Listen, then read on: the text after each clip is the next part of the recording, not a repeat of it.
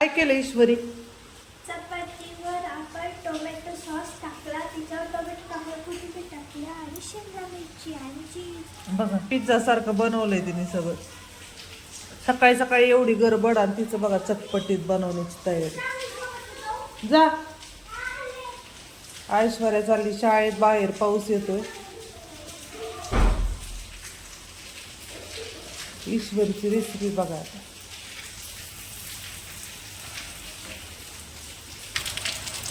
सकाळपासूनच पावसाला सुरुवात झाली. ऐश्वर्या गेली आता शाळेत, तर माझं इथं स्वयंपाक झालेला आहे. बाकीचं सगळं आवरायचं राहिलं. तरी ईश्वरीला चटपटीत खायला खूप आवडतं. असं छान छान वेगवेगळ्या रेसिपी, मग तिला कंटाळा येत नाही अजिबात बनवायचा.